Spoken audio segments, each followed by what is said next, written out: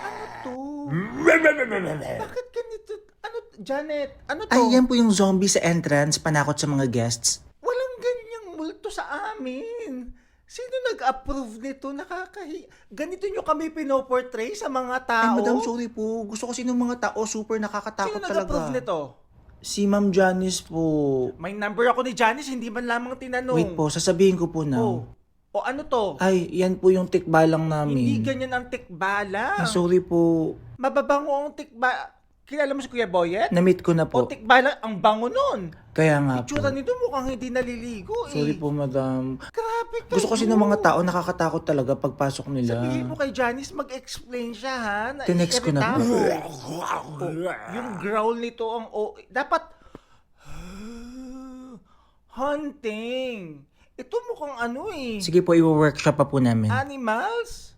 Hoy, ayusin mo daw yung growl mo. I'm disappointed ha. Tanggalin ka agad to.